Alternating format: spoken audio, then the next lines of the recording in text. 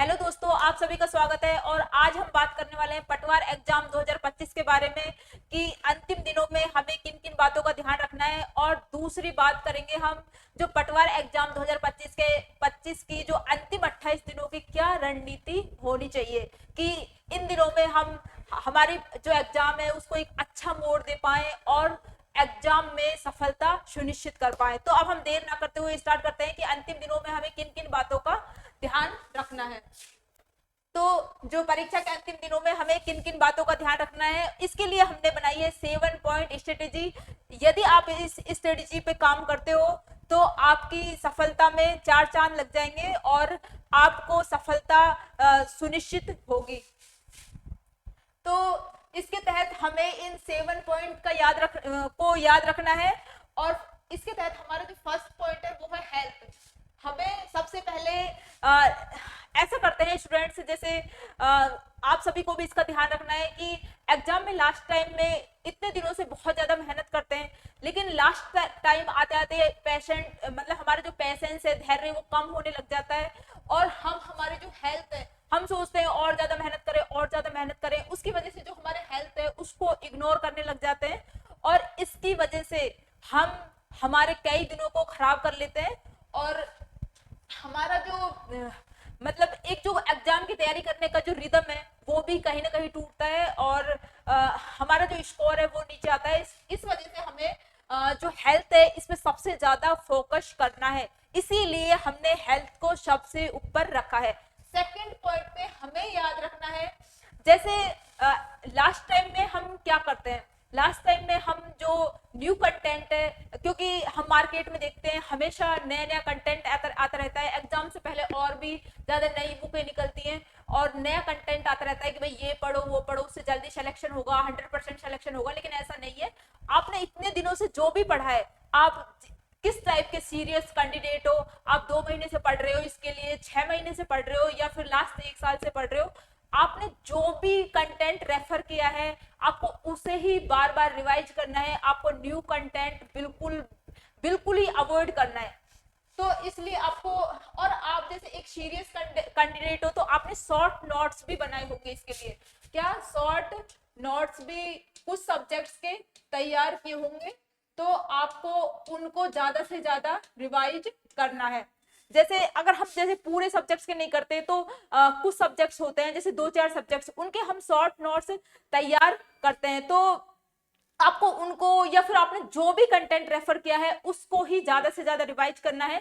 Third number पे हमने लिया है पीवाईक्यूज को।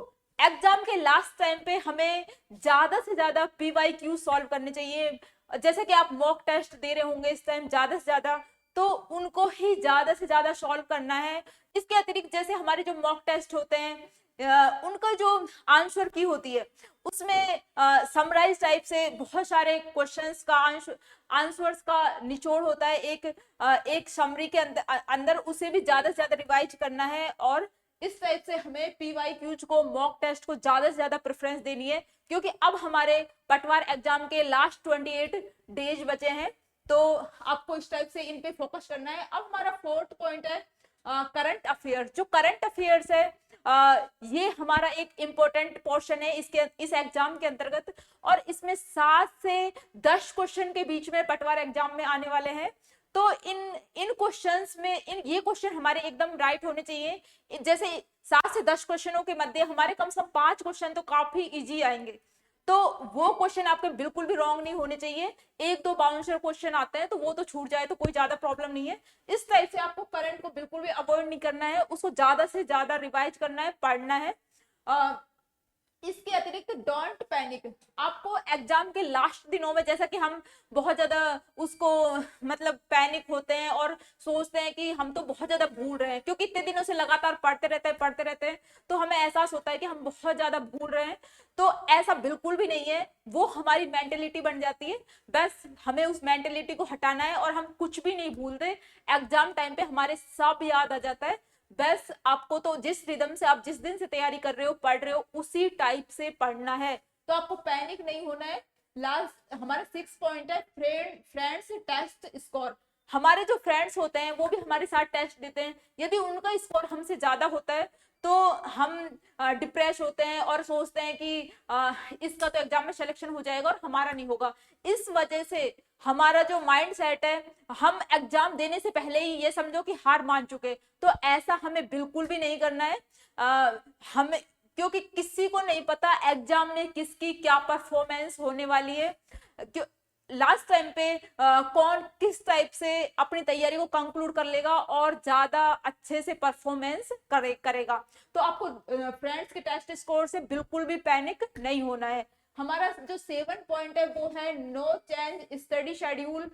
हमें लास्ट टाइम पे बिल्कुल भी अपना स्टडी शेड्यूल चेंज नहीं करना चाहिए, क्योंकि हम लास्ट 6 महीनों से या 2 महीने से जो भी हमारा जो स्टडी शेड्यूल है, मीन्स हम कोई बंदा होता है जो रात को पढ़ता है, कोई मतलब कोई व्यक्ति दिन में पढ़ता है, कोई रात में पढ़ता है। तो जिसकी जैसी हैबिट है, दिन में पढ़ने की है तो दिन में, और रात में पढ़ने की है तो रात में, उसको ही फॉलो करना है। ये नहीं है कि अंतिम टाइम पे हम उसको चेंज करें। तो इस टाइप से हमने ये 7 पॉइंट स्ट्रेटेजी देखी कि लास्ट एग्जाम के लास्ट जो 28 दिन है, इनमें हमें किन किन बातों का ध्यान रखना है। अब हम देखेंगे कि जो 28 दिन ये लास्ट के बचे हैं, अब कोई व्यक्ति मतलब कोई स्टूडेंट होगा जो कि इस वीडियो को अगले 3-4 दिन बाद देखेगा, मीन्स जब एग्जाम के 20 से 25 दिन रह चुके होंगे, तो उसके वो भी अपने हिसाब से इस स्ट्रेटेजी को मॉडिफाइड कर सकता है। तो अब हम देखेंगे कि जो लास्ट जो 28 दिन है उसमें हमारे सिलेक्शन की क्या रणनीति होनी चाहिए, कौन कौन से सब्जेक्ट हमें अच्छे से कवर करने हैं, उनपे कितने कितने क्वेश्चन कौन कौन से सब्जेक्ट से आने वाले हैं, और टोटली एग्जाम कितने मार्क्स का है। तो ये तो आप सबको पता होगा, लेकिन हम इसे एक समरी का रूप देंगे, एक हमारी तैयारी को कंक्लूड करने की कोशिश करेंगे इसके माध्यम से। तो हमारा जो ये पटवार एग्जाम है ये टोटल 300 मार्क्स का है, टोटल 300 मार्क्स का है। और इसके अंतर्गत हमें 150 जो क्वेश्चंस है, हमारे 150 क्वेश्चंस आने वाले हैं, और 1/3 नेगेटिव मार्किंग होने वाली है, 1/3 नेगेटिव मार्किंग होने वाली है। तो 1/3 जब नेगेटिव मार्किंग है, ये तो आपको पता ही होगा। इसके अतिरिक्त जैसे इसमें अब इसमें हमें देखना है कि कौन से सब्जेक्ट कितने नंबर का है और हमें कौन से सब्जेक्ट पे सबसे ज्यादा फोकस करना है। तो इसके तहत अगर हम इन पे इस टाइप से फोकस करेंगे तो ये हमारी सफलता को 100% सुनिश्चित करेगा। तो इसके तहत हम देखेंगे कि जो हमारे जैसे इसमें 5 चीजें लगा रखी है, 1 2 3 4 और 5। इसमें सबसे ज्यादा जो राजस्थान का करंट है, राजस्थान की जो जीके है ना, इसमें हिस्ट्री, पॉलिटी और geography, history polity geography, history and culture, history and culture. इसके अतिरिक्त जैसे हमारा जो सेकंड पोर्शन है वो है करंट का, करंट नहीं, सेकंड जो हमारा पोर्शन है ना, ये है सेकंड पोर्शन होने वाला है हमारा कंप्यूटर का, कंप्यूटर जो कंप्यूटर सब्जेक्ट है। और जो थर्ड पोर्शन है हमारा ये हिंदी और इंग्लिश, हिंदी और इंग्लिश का होने वाला है। हिंदी इंग्लिश के अतिरिक्त जैसे हमारे 4th नंबर पे हम ले लेंगे एक जो इंडिया की जीके होती है ना, इंडिया जीके, इंडिया जी, इसमें इंडिया जीके के अतिरिक्त इसमें हमारा करंट अफेयर्स आ जाएगा, करंट अफेयर्स आ जाएगा। और करंट अफेयर्स के साथ साथ इसमें आ जाएगा हमारा जी जनरल जो साइंस होता है ना, जनरल साइंस, जनरल साइंस के साथ 5th नंबर पे आ जाएगा हमारा मैथ और reasoning, math and reasoning, math and reasoning. अब हमें जैसे हमारा जो ये राजस्थान वाला पोर्शन होने वाला है ये है, इसके हमारे 30 क्वेश्चंस आएंगे। और जो ये सेकंड नंबर पे है कंप्यूटर, कंप्यूटर, इसके हमारे आने वाले हैं 15 क्वेश्चंस। और थर्ड नंबर पे जो हमारी हिंदी एंड इंग्लिश इसके 22 क्वेश्चन आने वाले हैं। और 4th नंबर पे जो इंडिया जीके है इसके 38 क्वेश्चंस आने वाले हैं। और जो मैथ रीजनिंग है इसके 45 क्वेश्चंस आने वाले हैं। तो हमें देखना है कि किसका वेटेज कितना है। जैसे कि आप सभी को दिख रहा है कि राजस्थान वाले पोर्शन से 30 क्वेश्चन आने वाले हैं, और बेसिक जो कंप्यूटर है उससे 15 क्वेश्चन, हिंदी और इंग्लिश से 22 क्वेश्चन, और इंडिया की जो जीके है प्लस इसमें करंट है, और करंट के साथ साथ जो जनरल साइंस है वो भी इंक्लूड है। तो इस पोर्शन से हमारे 38 क्वेश्चंस आने वाले हैं, और मैथ रीजनिंग से 45 क्वेश्चन आने वाले हैं। सबसे ज्यादा वेटेज है मैथ और रीजनिंग का। तो आपको इस टाइम पे कवर करना है जो मैथ रीजनिंग वाला पोर्शन है ना, इसको आपको सबसे ज्यादा वेटेज देना है। जिनकी जैसे कुछ बच्चे होते हैं जिनकी मैथ अच्छी नहीं होती, तो उनको जैसे वो भी इसको पूरी तरह छोड़ के ना जाए, वो भी ऐसा कर सकते हैं। जैसे कुछ इसके कुछ इसमें टॉपिक्स दिए हुए हैं, जैसे ratio and proportion, percentage, profit and loss, interest, इस टाइप से जो कुछ इजी, जो थोड़े इजी हैं पोर्शन, उनको कवर कर सकते हैं वो, लेकिन बिल्कुल छोड़ के नहीं जाना है इसको। तो इस टाइप से मैथ रीजनिंग वाले पोर्शन को आपको 100% इंपॉर्टेंस देनी है। सेकंड नंबर पे जो हमारी इंडिया जो जीके है, ये बहुत, इसको आपको बहुत कम फोकस करना है, क्योंकि ये इसके क्वेश्चन कम है और इसमें टाइम बहुत ज्यादा लगने वाला है। इंडिया जीके को आप 3 भागों में डिवाइड कर सकते हो। जो इंडिया जीके है ना, इसको आपको 3 भागों में डिवाइड करके करना है।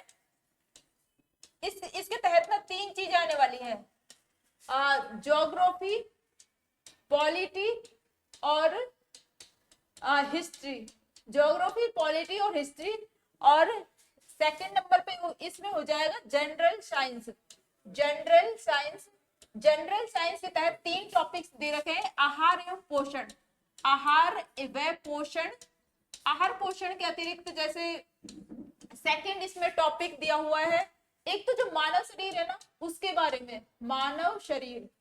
इसके अतिरिक्त जैसे इसमें हम जो हेल्थ है उसका भी एक टॉपिक दिया हुआ है। इसके अतिरिक्त जो करंट है ना वो भी इसमें ही दी हुई है, करंट।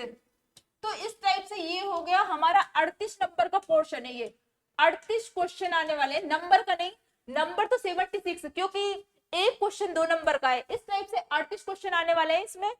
तो ये 38 क्वेश्चनों में हमें इसमें इतना ज्यादा पढ़ना है, तो इसमें आपको सेलेक्टिव तरीके से पढ़ना है, छोड़ना बिल्कुल नहीं है, लेकिन सेलेक्टिव तरीके से पढ़ना है। तो जैसे सेलेक्टिव तरीके से कैसे पढ़ेंगे, जो करंट है ना इसको आपको अच्छे से कवर करना है, इसको बिल्कुल भी नहीं छोड़ना, क्योंकि इसके 7 से 10 क्वेश्चन आने वाले हैं। तो उसमें हमारे 5 से 6 क्वेश्चन आसानी से मतलब रेडी हो जाएंगे। तो इस तरह से इसको हमें 100% कवर करना है। इसके अतिरिक्त जो जनरल साइंस है ना, ये भी जैसे साइंस वाले बच्चे हैं उनको तो इसमें ज्यादा प्रॉब्लम नहीं होगी, लेकिन जो आर्ट्स वाले बच्चे हैं और अदर स्ट्रीम के बच्चे हैं उनको इसमें प्रॉब्लम हो सकती है। तो इन्होंने जो 3 जो टॉपिक दे रखे हैं वो डिफाइन करे हुए हैं, एक तो आहार एवं पोषण, दूसरा मानव शरीर, और तीसरा हेल्थ।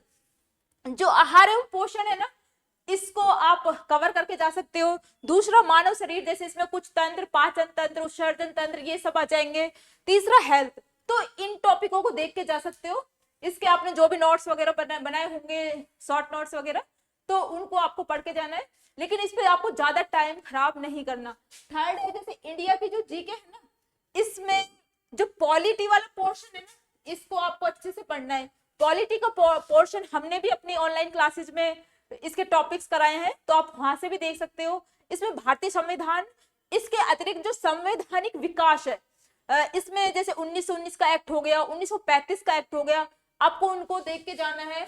इसमें भारतीय संविधान और जो संवैधानिक इतिहास हो गया ना, इसमें जैसे 1919, 1935 का एक्ट, 1919 और 1935 का जो एक्ट है ना, इनको हमें देख के जाना है, बिल्कुल भी छोड़ के नहीं जाना, क्योंकि इस पोर्शन में से आपको काफी क्वेश्चन देखने को मिलेंगे, और ये मतलब अटेम्प्ट भी किए जा सकते हैं, ये क्वेश्चन अच्छे क्वेश्चन आते हैं। इसके अतिरिक्त जो ज्योग्राफी है, इसके जैसे कुछ इजी टॉपिक्स हैं, जैसे भारत का भौतिक विभाजन हो गया, या फिर भारत का भूगोल का जनरल परिचय हो गया, नदी, झीलें, मृदा, वनस्पति, नई जो वन रिपोर्ट है, इस टाइप से उनको कवर करके जाना है। लेकिन जो हिस्ट्री वाला पोर्शन है, इस पे आपको ज्यादा टाइम खराब नहीं करना, क्योंकि ये बहुत ज्यादा लेंथी है और बहुत कम नंबर का आएगा। इसमें से आप जो मॉडर्न हिस्ट्री में स्वतंत्रता आंदोलन वगैरह ये देख सकते हो। इसके आपको ना ज्यादा से ज्यादा PYQ सॉल्व करना है। तो ये वाला पूरा पोर्शन है, इसमें करंट को छोड़ के ज्यादा से ज्यादा पीवाईक्यू सॉल्व कीजिए, मॉक टेस्ट दीजिए।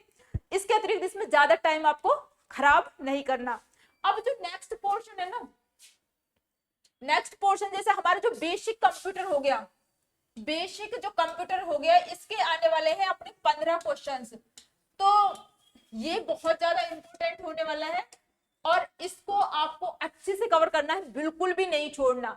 इसके अतिरिक्त जो मैथ रीजनिंग पे हमने बात कर ही ली थी, मैथ रीजनिंग के 45 क्वेश्चन आने वाले हैं, तो आप ज्यादा से ज्यादा क्वेश्चन सॉल्व करने की कोशिश कीजिए। और जो जैसे मैथ है, जिन बच्चों का मैथ वीक होता है, तो वो भी जैसे कुछ टॉपिक्स है जिनको करके जा सकते हैं, उनको करके जाना है, जरूर छोड़ना नहीं है। इसके अतिरिक्त जैसे इसमें जो हिंदी इंग्लिश वाला पोर्शन है ना, हिंदी एंड इंग्लिश, हिंदी और जो इंग्लिश वाला पोर्शन है, इसमें जैसे 22 क्वेश्चन आने वाले हैं। इससे जो 22 क्वेश्चन आने वाले हैं ना, तो इसमें जो हिंदी वाला पोर्शन है ये तो लगभग सबका सही होता है, लेकिन हमारे राजस्थान में इंग्लिश ज्यादातर बच्चों की वीक होती है। तो इंग्लिश में आपने जैसे इसमें एडम्स और फ्रेजेस लगा रखे हैं, सिनोनिम एंटोनिम्स लगा रखे हैं, और भी जैसे अनसीन पैसेज लगा रखा है। तो इनको अनसीन पैसेज के लिए आप ज्यादा से ज्यादा पैसेज को पढ़ें, सॉल्व करें। और इसके अतिरिक्त जैसे एरर के लिए तो आपको पूरी जो ग्रामर है, वो इतने दिन से आप तैयारी कर रहे हो, अगर आप एक सीरियस कैंडिडेट हो तो उसके लिए तो आपको एक ग्रामर का रिवीजन करना पड़ेगा और ज्यादा से ज्यादा क्वेश्चन सॉल्व करने पड़ेंगे। इसके अतिरिक्त जो एडम्स फ्रेजेस आप कुछ दिन से याद कर रहे होंगे, उस टाइप से ही आपको उनका रिवीजन करना है। तो इस पोर्शन को आपको छोड़ के नहीं जाना। इसके अतिरिक्त जैसे हमारे हिंदी इंग्लिश हो गई, कंप्यूटर हो गया, इंडिया वाला पोर्शन हो गया, राजस्थान की जो जीके है उस पर भी हमने बात की थी। राजस्थान की जीके को भी, जो राजस्थान में ना पॉलिटी लगा रखी है, राजस्थान की पॉलिटी ज्योग्राफी, इनको अच्छे से कवर करना है, दोनों को बिल्कुल नहीं छोड़ना। इसके अतिरिक्त जैसे राजस्थान की जो हिस्ट्री एंड कल्चर है ना, हिस्ट्री एंड कल्चर, इन सबसे 30 क्वेश्चन आने वाले हैं टोटल। जो कल्चर वाला पोर्शन पूरा कवर करके जाना है, लेकिन जो राजस्थान में जो हिस्ट्री है, इसमें जो राजवंश वाला पोर्शन है, राजवंश वाला पोर्शन, तो राजवंश वाले पोर्शन को इसमें, क्योंकि काफी लेंथी है और क्वेश्चन कम आते हैं, तो इसके आप ज्यादा से ज्यादा पीवाईक्यूज लगाएं, मॉक टेस्ट दें, उसमें कवर करें इसे, क्योंकि इसमें आपको ज्यादा टाइम खराब नहीं करना है। तो लास्ट टाइम पे मेरा यही कहना है आपसे कि आप अपनी तैयारी को अंतिम रूप से शॉर्ट नोट्स, पीवाईक्यूज और मॉक टेस्ट ज्यादा से ज्यादा करके कंक्लूड कीजिए अब, और नए कंटेंट को बिल्कुल भी आपको फॉलो नहीं करना है। तो आशा करती हूँ कि ये सभी जो रणनीति है हमने जो आपको बताई है, ये सभी आपकी तैयारी में बहुत ज्यादा हेल्प करेगी और आपको एग्जाम में सफलता सुनिश्चित करने में बहुत ही शानदार मतलब रोल अदा करेगी। Thank you so much. और आप इसे लाइक, शेयर और सब्सक्राइब कीजिए, और हम आपको इसी टाइप से नई नई वीडियोज के जरिए, जो भी कोई परेशानी आए या कोई भी प्रॉब्लम्स आती है स्टूडेंट्स को, तो आप कमेंट्स में जरूर बताइए। हम आपको नई नई वीडियोज लेके आएंगे और उनके माध्यम से आपकी प्रॉब्लम्स को सॉल्यूशन करने की पूरी कोशिश करेंगे। Thank you so much.